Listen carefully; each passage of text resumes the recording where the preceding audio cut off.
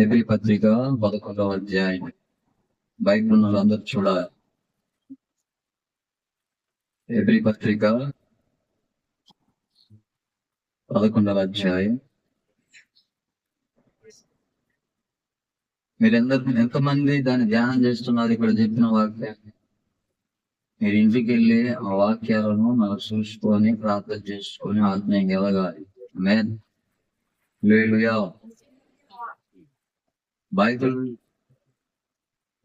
దేవుడు మనకిచ్చిన అద్భుతమైనటువంటి ఒక గొప్ప జీవ గ్రంథం. దీంట్లో ఎన్నో శ్రేష్టమైన గూఢమైన వాక్యాలు ఉన్నాయి. ఈ వాక్యం మనం బ్రతికించడమే కాదు, రక్షించడమే కాదు, పరలోక రాజ్యానికి సిద్ధపరచడమే కాదు, దేవునితోటి ముఖాముఖిగా నిలిచేటట్టుగా ఈ వాక్యం మనం చేస్తాం. ఆమేన్. ఈ దినం మరి మీకు ప్రత్యేకమైన వందనాలు తెలియజేస్తున్నారు. ఆటలు పాడేటప్పుడు అందరూ చక్కగా సపోర్ట్లు కొట్టాలి. చక్కగా పూర్ణ బలముతో దేవుని ఆరాధించాలి. పూర్ణ మనసుతో ప్రభుని స్తుతించాలి. దేవునికి స్తోత్రం కలుగునుగా. హల్లెలూయా. కాబట్టి ప్రతి ఒక్కరు గమనించగలరు. హెబ్రీ పత్రిక 11వ అధ్యాయము 3వ వాక్యాన్ని మనం ఈ రోజు ధ్యాన వాక్యంగా చదువుకుందాం. హెబ్రీ పత్రిక 11వ అధ్యాయం 3వ వచనం చదవన్నాను. ప్రపంచములు దేవుని వాక్యం వలన నిర్మాణమై ఉన్నవనియు అందును బట్టి దృశ్యమైనది కనబడేడు పదార్థములచే నిర్మింపబడలేదనియు విశ్వాసము చేత గ్రహించుకుంటున్నాము. ఇక్కడ రాయబడిన చాలా అద్భుతమైన మాట ఏమిటంటే, ప్రపంచాలు దేవుని వాక్యం చేత నిర్మాణమైనవి, దృశ్యమైనవి, కనబడే పదార్థముల చేత ఇవి నిర్మింపబడలేదు అని విశ్వాసం చేత మనము గ్రహించుకొనుచున్నాము అని రాయబడి ఉన్నది. ఈ వాక్యం చాలా లోతైనది. దీనిని అర్థం చేసుకున్నటకు మనకు చాలా మనస్సు అవసరమైనది. ఈ ప్రత్యేక దినాన ఈ మాట ద్వారా కొన్ని విషయాలు లేఖనాలను మనం నేర్చుకుందాం. ఈ హెబ్రీ పత్రిక అనేది విశ్వాస వీరుల జాబితా. ఈ విశ్వాస వీరుల జాబితాలో ప్రపంచములు అని ఉన్నది కదా. అక్కడ పుట్టినట్లో ఏమని రాయబడి ఉన్నది? నాలుగో అంకె కింద భాగంలో యుగములు అని రాయబడి. ఏమని చెప్పండి? యుగములు. యుగము అంటే కాలము. ఏంటి చెప్పండి? యుగము అంటే కాలం. అంటే వర్షాకాలం, శీతాకాలం, చలికాలం కాదు. ఒక కాలం నుండి ఒక కాలం వరకు. మరి కాలం మనం లెక్కిస్తే ఒక భాగం, ఇంత నుంచి ఇంతవరకు ఒక కాలం. మన తాత నుంచి మన తండ్రుల వరకు ఒక కాలం, తండ్రుల కాల నుంచి మన కాడికి ఒక కాలం. అట్లా అంటాం కదా, వాటిని యుగాలు అంటారు. మరి ఆ యుగాలను సంవత్సరాల లెక్క కొలుస్తారు. యుగాలను లైట్ మోడ్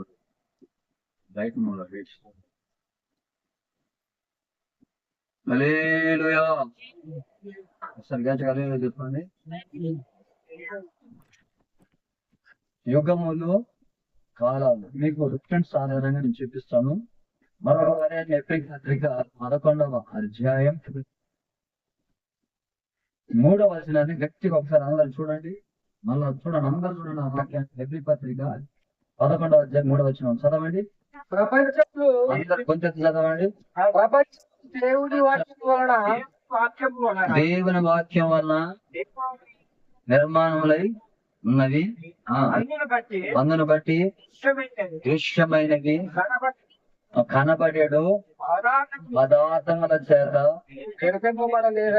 అనియు విశ్వాసం చేత గ్రహించుకుంటున్నాము. Very good. అందరు చదివారు కాబట్టి మీకు ఒక ఐడియా వస్తుంది. ప్రపంచములు అంటే యుగములు. చెప్పండి అందరూ. యుగములు అని అందరూ. దాన్ని కాలాలు అంటారు. ఏమంటారు చెప్పండి? కాలాలు. కాలాలు అనేది దేవుని వాక్యం చేత నిర్మాణమైనది. దేని చేత చెప్పండి? దేవుని వాక్యం. సౌండ్. దేవుని వాక్యం చేత ప్రపంచం నిర్మాణమైంది, కాలాలు నిర్మాణమైంది. ప్రపంచం అనగానే ఇక్కడ ఒక ప్రపంచం ఉంది, మరొక ప్రపంచం ఉంది, మరొక ప్రపంచం ఉంది అనేది కాకుండా కాలాలు, బైబిల్లో చాలా కాలాలు ఉన్నాయి, కానీ వాటిని ఒక 10 కాలాలుగా విభజించారు. దేవుడు సృష్టించబడిన కాలం నుండి, దేవుడు మానవుని లోకాన్ని సృష్టించినటువంటి అక్కడి నుండి మళ్ళా ఈ లోకం అంతమయ్యేంత వరకు కొన్ని కాలాలుగా విభజించారు. అయితే వీటన్నిటినీ దేవుడు నిర్మించుకుంటూ, అంటే కాలాలను ఏలుతూ, ఈ కాలం నుంచి ఈ కాలం వరకు, అంటే దేవదూతల కాలాన్ని ఏలాడు, మరి అజ్ఞాన కాలాన్ని ఏలాడు, ధర్మశాస్త్ర కాలాన్ని ఏలాడు. కాలాన్ని ఏలుతూ ఆయన యుగ యుగాలు ఉండేటువంటి నిత్యము వరకు వీటన్నిటిని ఏలుకుంటూ వస్తున్నాడు. దేవునికి స్తోత్రం చెప్పండి. ఎక్కడి నుండి? సృష్టి ఆరంభం నుండి సృష్టి అంతము వరకు ఆ కాలాలన్నిటినీ ఏలుకుంటూ వస్తున్నాడు. మనము బైబిల్ గ్రంథంలో ఒక వాక్యాన్ని చదువుదాం. కీర్తనలు 90వ అధ్యాయము 2వ వాక్యాన్ని చదువుదాం. కీర్తనలు 90వ అధ్యాయం 2వ వచనం చూడండి. పర్వతములు పుట్టక మునుపు, భూమిని లోకమును పుట్టింపక మునుపు, యుగ యుగములు నీవే దేవుడవు. అంటే కాలాలు నువ్వే దేవుడవు. పర్వతములు పుట్టలేదు, భూమి రవ్వంతా కూడా పుట్టలేదు. పర్వతం పుట్టలేదు, భూమి పుట్టలేదు, నీవే దేవుడవు, నీవు యుగ యుగాలు దేవుడు. అంటే ఈ భూమి పుట్టక మునిపే కొన్ని కాలాలు జరిగిపోయినాయి. అందరు నా మాట ఆలకించాలి. ఈ భూమి లేదప్పుడు, మానవ జాతి లేదప్పుడు, మనుషులు లేనప్పుడు, ఈ మానవ జాతి భూమి ఏది లేనప్పుడే కొన్ని కాలాలు గడిచిపోయినాయి. మరి ఆ కాలాలలో ఎవరున్నారు అనంటే దేవదూతలు ఉన్నారు. ఎవరున్నారు చెప్పండి? చెప్పాలి. అంటే మన కంటే వెనకాల ఉన్నవారు ఎవరు? దేవదూతలు. దేవుడు మనం ఎవరు సమీపింపరాని తేజస్సులో ఆయన మాత్రమే నివసించుచు అమరత్వం కలిగిన వాడై ఉన్నాడు. కొన్ని కోట్ల సంవత్సరాలు ఆయన ఒక్కడే వెలుగులో ఉన్నాడు. అదొక కాలం. ఆ తర్వాత దేవుడు ఆయన స్వరము చేత ఆయన కుమారుని తయారు చేశాడు. అదొక కాలం. అక్కడ నుంచి దేవదూతల్ని కలగజేసాడు. అదొక కాలం. దేవదూతల్ని కలగజేసిన తర్వాతకి ఒక నరకాన్ని సృష్టించాడు. అదొక కాలం. ఆ నరకాన్ని సృష్టించిన తర్వాతకి ఈ భూలోకాన్ని కలగజేసాడు, పరలోకాన్ని కలగజేసాడు, నరకాన్ని కలగజేసాడు, ఈ భూలోకంలో మానవ జాతిని కలగజేసాడు. అదొక కాలం. అక్కడి నుంచి వారు పడిపోయారు. అదొక కాలం. పడిపోయిన వారికి ధర్మశాస్త్రం వచ్చింది. అదొక కాలం. అట్లా కాలాలు చూసుకుంటూ పోతే ఈ భూమి కలగక మునిపే కొన్ని కాలాలు ఉన్నట్టుగా బైబిల్లో రాయబడిన. దేవునికి స్తోత్రం చెబుదాం. ఆది కాండం 1వ అధ్యాయం 1వ వచనం చూడండి ఒకసారి. ఆది కాండము 1వ అధ్యాయము 1వ వచనం చూడండి ఒకసారి. ఆది యందు నీవు భూమి ఆకాశములను, భూమి నిరాకారముగాను శూన్యముగాను ఉండెను, చీకటి అగాధ జలముల పైన కమ్మి ఉండెను. దేవుని నామానికి మహిమ కలుగును గాక. గట్టిగా దేవునికి స్తోత్రం చెప్దామా? హల్లెలూయా. గట్టిగా ఒకసారి హల్లెలూయా చెప్పండి. ఇక్కడ రాయబడిన మాట ఏంటంటే ఆది యందు దేవుడు భూమి ఆకాశమును సృజించను. గట్టిగా దేవునికి స్తోత్రం చెప్దాము. దేని సృష్టించండి చెప్పండి? భూమిని ఆకాశమును సృష్టించండి. హల్లెలూయా. దేవుడు భూమిని ఆకాశమును సృష్టించినటువంటి దానిని అక్కడ రాయబడిన మాట ఏంటంటే నిరాకారముగాను, చెప్పాలి, నిరాకారముగాను శూన్యముగాను ఉండెను. ఎట్లుందంట అది? నిరాకారముగాను శూన్యముగాను ఉండెను. యెషయా గ్రంథం 45వ అధ్యాయం 45వ అధ్యాయం 18వ వచనం. ఆకాశములకు సృష్టికర్తయగు యెహోవాయే దేవుడు. ఆయన భూమిని కలగజేసి దాన్ని సిద్ధపరిచి స్థిరపరచును.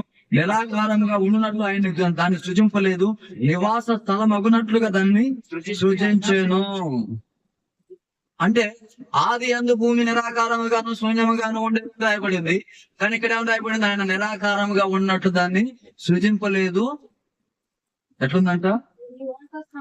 నివాస స్థలం అగునట్లుగా దర్శించను. కానీ ఆది కాండం 1:1 ఏం రాయబడింది?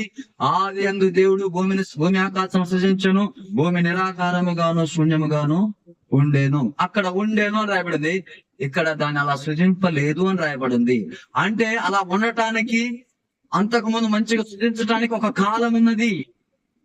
ఆ నిరాకారముగా శూన్యముగా సృష్టించలేదు దేవుడు, దాని ఒక ఆకారం కలిగిన దానిగా సృష్టించాడు. ఆ ఆకారం కలిగిన దాని మీద ఎవరున్నారంటే దేవుని దూతలు ఉన్నారు. గట్టిగా దేవుని స్తోత్రం చూద్దాం. హల్లెలూయా. కాలుతున్న రాళ్ళ మధ్య వాళ్ళకి ఒక ఒక తర్ఫీదుని దేవుడు ఇస్తూ ఉన్నాడు. సరే, అదంతా ఒక కాలం. ఆ కాలంలో ఆయన ఉన్నాడు, దేవదూతల కాలంలో ఉన్నాడు. మరి అలా ప్రతి కాలంలో ఆయన ఉంటూ వస్తున్నాడు. పర్వతములు పుట్టింపక మునిపే ఆ యుగములలో దేవుడు ఉన్నాడు. గలతీ పత్రిక 1:4 మనం చూసినట్లయితే చక్కని మాట రాయబడి ఉంది. చూద్దాం ఒకసారి. గలతీ పత్రిక 1:4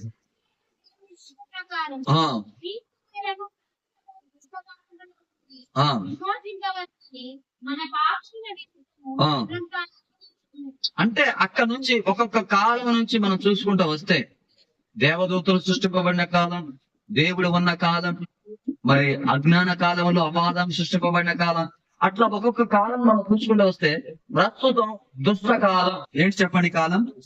అందరు చెప్పాలి.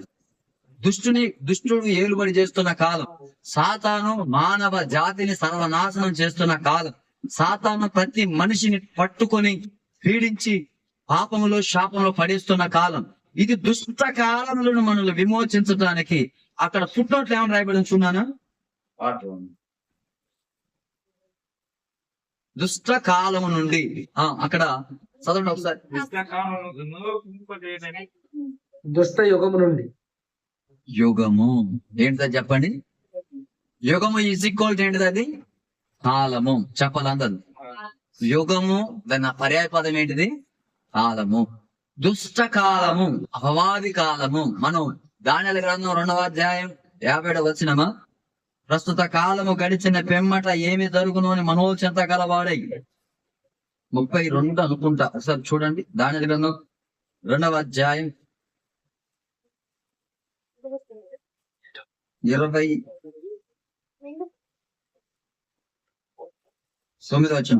రాజా ప్రస్తుత కాలం గడిచిన పెమ్మట ఏమి జరుగును అనుకొని తాము పరకం మీద పరుండి మనోచింత గలవారి మర్మములను బయలుపరచు ఉండగా మర్మములను బయలుపరచువాడు కలగబో దాన్ని తమరికి తెలియచేసెను. అంటే దానియేలు కాలంలో ఒక రాజుగారి కల వచ్చింది. ప్రస్తుత కాలం గడిచిన పెమ్మట అన్నాడు. ఆ ప్రస్తుత కాలం గడిచిన పెమ్మట అంటే నా తరం అయిపోతే ఏం జరుగుతుందో అని ఏడుస్తుండంట, బాధపడుతుండంట. దేవుడు ఆయనకు ఒక కలగజేసిండు. ఆ కళలో దేవుడు ఆయనకు ఒక కళను కలగజేసిండు. ఆ కళలో ఒక పెద్ద బొమ్మ కనబడుతుంది. తలకాయ మేలిన బంగారంతో ఉంది, భుజాలు వెండితో ఉన్నాయి, నడుము ఇత్తడితో ఉంది, కాళ్ళు ఇనుముతో ఉన్నాయి, మట్టి ఇనుము కలిసి ఉన్నాయి, పాదాలు. ఇలా కనబడుతుంది. అంటే తలకాయ ఒక కాలము, భుజం ఒక కాలము, నడుము ఒక కాలము, అదొక కాలము. దాన్ని డివైడ్ చేస్తుండు. తలకాయకి కొన్ని సంవత్సరాలు, భుజానికి కొన్ని సంవత్సరాలు, అట్లా కాలాలని వేరు చేస్తున్నాడు అనమాట. అట్లా వేరు చేసి ఈ కాలంలో ఈ రాజ్యం గెలుస్తుంది, ఈ కాలంలో ఈ రాజ్యం గెలుస్తుంది, ఈ కాలం ఈ రాజ్యం గెలుస్తుంది అని చెప్తూ మట్టి ఇనుము పాదాలకి ఏమన్నది చెప్పండి. మట్టి ఇనుము కలిసి ఉన్నది. మట్టి ఇనుము కలిసి ఉంటాయా? ఇనుము ఏమైపోద్ది? మట్టితో కలిస్తే మట్టిలో కలిసిపోద్ది. ఇనుము తుప్పు పట్టిపోతుంది. తుప్పు పట్టి ఇనుము మట్టిలో కలిసిపోతుంది. మట్టి ఇనుము కలిసిన కాలం అంటే తుప్పును ఇనుముని మట్టి తినేసే కాలం అంటే దుష్ట కాలం. మానవ జాతి అంతరించే కాలం. ఆ కాలంలో యేసుక్రీస్తు ప్రభువు వారు మన కోసం వచ్చిండు. దాన్ని ఏ కాలం అంటారు? దుష్ట కాలం. ఇలా బైబిల్లో 100 రకాల కాలాలు ఉన్నాయి. స్తోత్రం చెప్పండి. హల్లెలూయా. అంటే ఈ దుష్ట కాలంలో యేసుక్రీస్తు ప్రభువు వారు మన కొరకు జన్మించుండు. ఆ యుగంలో ఆమేన్. అంటే ప్రతి యుగము కూడా దేవుని వల్ల నిర్మాణమైంది. అందరు గుర్తుపెట్టుకోవాలి. ఎవరి వల్ల చెప్పండి? అవ్వారాముల కాలంలో దేవుడు ఏం చేసిండంటే మంచి చెడు వృక్ష ఫలాన్ని పెట్టిండు. ఆ కాలంలో మీరు ఇది తిని బ్రతకండి అన్నాడు. ఆ పండుగ కనుకోకుండా చెడు వృక్షం అదే జీవవృక్షం కనుకోకుండా మంచి చెడు వృక్షం తిని వాళ్ళు తెచ్చారు. ఆ కాలం అయిపోయింది. ఆ తర్వాత ధర్మశాస్త్రాన్ని పెట్టిండు. మీరు ఇక్కడ ఈ వాక్యాన్ని విని సేవకులు చెప్పిన నడవని అన్నాడు. ఆ వాక్యాన్ని పక్కన పడేసి వీళ్ళిష్టానుసారంగా జీవించు. ఆ కాలం అయిపోయింది. అట్లా ఒక్కొక్క దాంట్లో ఒక్కొక్క ప్రభువు ఆ కాలంలో ఒక్కొక్క సేవకుని లేదా ఏదో ఒక విధంగా మానవ జాతిని దేవుడి వైపు తిప్పాలని కాలానికి అనుగుణంగా దేవుడు వాటిని నిర్మించుకుంటూ వస్తున్నాడు. గట్టిగా సపోర్ట్ పడుతున్నాడు చెప్పు. చెప్పాలి గట్టిగా, చెప్పాలి గట్టిగా, చెప్పాలి గట్టిగా. దేన్ని బట్టి చెప్పండి? కాలాన్ని బట్టి ఏదో ఒక దేవుని కార్యాన్ని ఏర్పాటు చేసుకుంటూ వస్తుంది. ఎందుకనంటే మనుషులను దేవుని వైపు తిప్పాలని. దేవునికి స్తోత్రం చూద్దా. ఎఫెసీ పత్రిక 2వ అధ్యాయం 2వ వాక్యం చదవండి.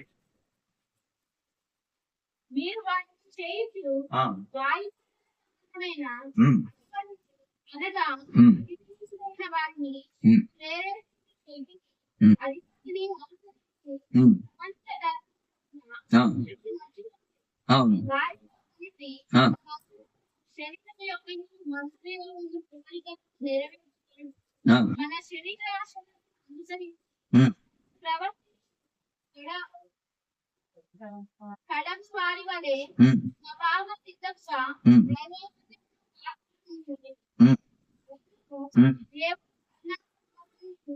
ఆయన కరుణా సంపన్నుడయ్యుండి మనము మన అపరాధముల చేత సచ్చిన వారమై ఉండగా మన ఎడల చూపిన హల్లెలూయా. అంటే ఈ సాతాను గారు మనల్ని పట్టి పీడించి పాపానికి లోకానికి చీకటికి అలవాటు చేసి ఆ దుష్ట కాలంలో మనల్ని పడివేస్తే మనల్ని వదిలిపెట్టుకోకుండా విడిచిపెట్టుకోకుండా తోసివేయకోకుండా ఆ కాలంలో కూడా దేవుడు తన కుమారుని పంపి మనల్ని విడిపించి చచ్చిన మనల్ని క్రీస్తుతో కూడా మరలా బ్రతికించుడు. దేవునికి స్తోత్రం కలుగును గాక. ప్రకటన గ్రంథం 4వ అధ్యాయం 10వ వాక్యాన్ని ఒకసారి చూద్దాం. ప్రకటన గ్రంథం 4వ అధ్యాయం 10వ వచనం ఒకసారి చూడండి.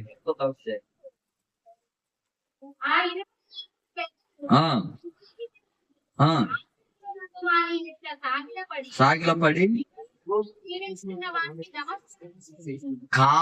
కాలములలో ఆయన జీవించువాడై ఉన్నాడు. గట్టిగా చప్పట్లు కూడా స్తోత్రం ఉన్నాడు. ఇప్పుడు ఉన్నాడు, రాబో కాలంలో కూడా ఉంటాడు.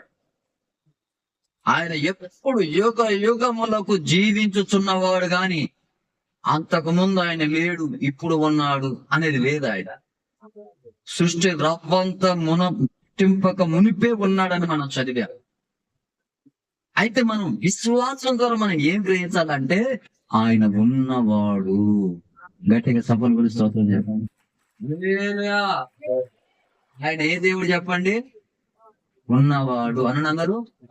మోసే అడుగుతాడు, అయ్యా నీ పేరేంటిదో చెప్పయ్యా అంటాడు. నిర్గమాకాండ 3వ అధ్యాయంలో నీ పేరేంటిది నాకు చెప్పు ప్రభువా అంటాడు. 14వ వచనంలో అందుకు దేవుడు నేను ఉన్నవాడను అనువాడనై ఉన్నానని మోషేతో చెప్పాడు. నేను ఉన్నవాడను, నా పేరేంటి చెప్పండి. అప్పుడు ఉన్నాను, ఇప్పుడు ఉన్నాను, ఎప్పటికీ ఉంటాను, సృష్టాది నుండి అంతం వరకు ఉన్నవాడను. నేను ఉన్నవాడనని దేవుడు చెప్తున్నాడు. మనం ఏం గ్రహించాలంటే కీర్తనలు 53వ అధ్యాయం 1వ వచనంలో దేవుడు లేడని బుద్ధిహీనులు తమ హృదయంలో అనుకొనుచు ఉంటారు. వీళ్ళెవరంటే విశ్వాసం లేని తరం. మనం గ్రహించాల్సింది ఏంటంటే దేవుడు ఉన్నాడు. ఆమేన్. ఆ మాట చదవండి. ఆది కీర్తనలు 53వ అధ్యాయం 1వ వచనం. దేవుడు లేడని తమ హృదయంలో అనుకొందురు. ఇప్పుడు మీరు చెప్పండి, దేవుడు ఉన్నాడా? ఉంటే అది ఎక్కడి నుంచి ఉన్నాడు? ఆది కాలం నుండి యుగ యుగములు ఆయన ఉన్నాడు. యుగ యుగములు ఆయన ఉన్నాడు. యుగ యుగములను ఏలుతున్నాడు. యుగ యుగములను పోషించుచున్నాడు. యుగ యుగములకు ప్రవక్తలను అందించుచున్నాడు. యుగ యుగములకు మనకి ఏదో ఒక మార్గాన్ని అయితే ఏర్పాటు చేస్తూ ఉన్నాడు. మోసే కాలంలో మోసేతో చెప్తున్నాడు, నేను ఉన్నాను, నా పేరే ఉన్నవాడు. ఆమేన్, ఆమేన్, ఆమేన్. గట్టిగా 2 చేతుల పైకి చెప్తామా? 2 చేతుల పైకి గట్టిగా హల్లెలూయా. పేరేంటి చెప్పండి? ఏం పేరు చెప్పండి ఆయన పేరు? భూమి ఆకాశం రవ్వంత పుట్టక మునిపే ఆయన, దేవదూతలు సృష్టింపబడక మునిపే ఆయన. మీ అందరికి కూడా పాయింట్ టు పాయింట్ అర్థం కావాలి అసలు దేవుడు అంటే ఎవరు అని. మరలా చెప్తున్నా, దేవుడు ఎవరు సమీపింపరాని తేజస్సులో ఆయన మాత్రమే నివసించుచున్న దేవుడు. ఆయన అమరత్వం కలిగిన వాడై ఉన్నాడు. అమరత్వం అంటే మరణం లేని వాడు. ఎవరు చెప్పండి? అమరత్వం అంటే ఏంటి చెప్పండి? మరణము లేని వాడిగా ఆయన ఉన్నాడు. ఆయన మరణం లేని వాడిగా ఉన్నాయన ప్రేమ కలిగిన వాడిగా ఉన్నాడు. ఎట్టున్నాడు చెప్పండి? చెప్పాలి. ప్రేమ కలిగిన వాడిగా ఉన్నాడు. అమరత్వం కలిగిన వాడు, మరలా ప్రేమ కలిగిన వాడు, ఆత్మదేవుడు. ఇట్లా ఈ విధంగా చెప్పుకుంటూ పోతే చాలా అనమాట. ఆయనలో ఎన్నో లక్షణాలు ఉన్నాయి. 1 తిమోతి పత్రిక 6వ అధ్యాయం 10వ వచనంలో సమీపింపరాని తేజస్సులో ఆయన మాత్రమే వసించుచు. మీ అందరికి రెఫరెన్స్ గుర్తుండాలని చెప్తున్నా. సమీపింపరాని తేజస్సులో ఆయన మాత్రమే వసించుచు అమరత్వం గలవాడై ఉన్నాడు. మనుషులలో ఎవడును ఆయనను చూడలేదు, ఎవడును ఆయనను చూడనేరడు. ఘనతయు శాశ్వతమైన ప్రభావము కలిగి ఉండునుగాక. ఆమేన్. అంటే ఆయన అమరత్వం కలిగిన వాడై ఉన్నాడు. మనం యోహాను పత్రికలో చదువుతాం, ఆయన ప్రేమ స్వరూపం కలిగిన వాడుగా ఉన్నాడు. మనం యోహాను సువార్తలో చదువుతాం, ఆయన ఆత్మ దేవుడుగా ఉన్నాడు. మనం రోమ పత్రికలో చదువుతాం, ఆయన అదృశ్య దేవుడుగా ఉన్నాడు. మన హెబ్రీ పత్రికలో చదువుతాం, ఆయన ఆది సంభూతుడుగా ఉన్నాడు. అంటే ఆయన అన్ని ఉండి ప్రతి కాలంలో ఆయన ఒక్కొక్కరు నిలబెట్టుకొని వాడుకుంటూ ఉన్నాడు. ఆ కాలంలో ఆరాధన, తర్వాత కాలంలో ఇంకొక ఆరాధన, ఈ కాలంలో ఈ ఆరాధన. రేపు మనం చచ్చిపోతే పరలోకంలో నిత్యంలో ఆ నిత్యమైన ఆరాధన. ఏ కాలమందైనా గాని మనల్ని విడిచిపెట్టని దేవుడై ఉన్నాడు. దేవుని స్తోత్రం చెప్పండి. మన తాతల కాలంలో ఉన్నాడు, మన తండ్రుల కాలంలో ఉన్నాడు, అప్పుడున్నాడు, ఇప్పుడున్నాడు, ఎప్పుడు ఉంటాడు. ఆయన ఉండడా? ఉంటాడు. మానవుడే తెలియకోకుండా బొమ్మను తయారు చేసుకుంటూ హెబ్రీ పత్రిక కీర్తనలు 115వ అధ్యాయం మీరందరూ చూడండి. 115వ అధ్యాయం 2వ వచనం చూద్దాం. వారి దేవుడేడని అన్యజనులు ఎందుకు చెప్పుకుందరు? మా దేవుడు ఆకాశమందున్నాడు, తనకిచ్చవచ్చినట్లుగా సమస్తం ఆయన చేస్తున్నాడు. వారి విగ్రహములు వెండి బంగారువి, అవి మనుషుల చేతి పనులు. వాటి నోరు నుండి పలుకవు, కన్ను నుండి చూడవు, చెవుల నుండి వినవు, ముక్కు నుండి వాసన చూడవు, చేతుల నుండి ముట్టుకొనవు, పాదముల నుండి నడవవు, గొంతుకతో మాట్లాడవు. వాటిని చేయువారును వాటి యందు నమ్మకించుదురు, వారందరూ వాటి వంటి వారై ఉన్నారు. హల్లెలూయా. యెహోవాను నమ్ముకొనుడి, ఆయన వారికి సహాయము, వారికి కేడము. గట్టిగా దేవుని స్తోత్రం చెబుదామా? మనం ఒక విగ్రహాన్ని తయారు చేసినప్పుడు చూస్తాం, అది తయారు చేయబడినది. ఏంటిదని చెప్పండి? ఇప్పుడు అది తయారు చేయబడినది. తయారు చేసి ఒక చెట్టు కిందనో, ఒక పుట్ట కిందనో, ఒక గుడిలోనో పెడితే వెళ్ళి మనం దేవుడు అని కొలిచాం ఇంతకు ముందు. కొలిచామా కొలవలేదా? ఇప్పుడు దాన్ని చేసింది ఎవరు? మనమే. చెప్పండి, ఎవరు చేశారు? మనమే నిమ్మకాయ పెడతాం, మనమే పసుపు పెడతాం, మనమే కుంకుమ పెడతాం, మనమే అన్ని చేసి మనమే దాన్ని దేవుడు అంటాం. ఇప్పుడు మనం చేయలేదు అనుకో, దేవుడు ఉన్నాడా? మీరు చెప్పండి. ఒక రాయిని అక్కడ పెట్టకపోతే అక్కడ దేవుడు ఉన్నాడా? ఒక గుడిని అక్కడ కట్టకపోతే అక్కడ దేవుడు ఉన్నాడా? నేను చేసిన వాడు దేవుడు కాదు, నన్ను చేసిన వాడు దేవుడు. స్తోత్రం చెప్పండి. హల్లెలూయా. చెప్తారా గట్టిగా? మనం చేసిన వాడు దేవుడు ఎట్లయితాడు? మరి అయ్యగారు చాలా మంది ఒకరు ఊగుతారు, గారు చాలా మంది బాగు చేస్తారు, గారు చాలా మంది చేస్తారంటే, ఇప్పుడు ఇందాక చెప్పానే సాతాను సమూహం అని ఒకటి, దేవుడి దగ్గర ఉన్న దేవదూతల్లో ఒక భాగం పాపం చేస్తే వాళ్ళని దయ్యాలుగా దేవుడు భూమి మీద వదిలిపెడితే ఆ వదిలిపెట్టబడిన వచ్చిన సమూహమే ఈ దయ్యాలు. అందులో దూరి ఇందులో దూరి అక్కడ ఉండి ఇక్కడ ఉండి మనుషుల్ని వేధించి పీడించి మానవునికి దగ్గర కాకుండా, మానవుని పాత్రం లేకోకుండా, సావాసం లేకుండా వాళ్ళని పిచ్చోళ్ళు చేయటం, వాళ్ళు నిద్రపట్టకుండా చేయటం, వాళ్ళని ఆగమాగం చేయటం, వాళ్ళని సర్వనాశనం చేయటం. వీళ్ళందరూ ఏం చచ్చారంటే దేవదూతలలో పడిపోయిన వాళ్ళు. దేవుడు వాళ్ళని ఎలగొట్టిండు, వాళ్ళని దయ్యాలుగా మార్చిండు, వాళ్ళని సాధారణంగా పెట్టిండు. ఆ సాధనలు ఏంటంటే మానవుని పీడించి ఏడిపించి రోగాలు పెట్టి సమస్యలు పెట్టి బాధిస్తుంటే, ఇప్పుడు దేవుడు ఏం చేస్తాడంటే మీరు ప్రార్థన చేయండి, ప్రార్థన చేసి వాడిని జయించండి. ఏం చేసి జయించాలి వాడిని? చెప్పాలి గట్టిగా. మన ప్రార్థన ద్వారా, మన ఆత్మీయ ద్వారా వాడిని జయించాలి, మన దగ్గర లాక్కుండా చేయాలి. వాడిని పెట్టింది కూడా దేవుడే. వాడిని ఎందుకు పెట్టిందంటే మనం వాడిని ఎప్పుడైతే జయిస్తామో మనం ఈ కాలంలో జయజీతం కలిగిన వారం గనక పరలోక రాజ్యంలో యుగ యుగాలు ఉంటాం. ఆమేన్.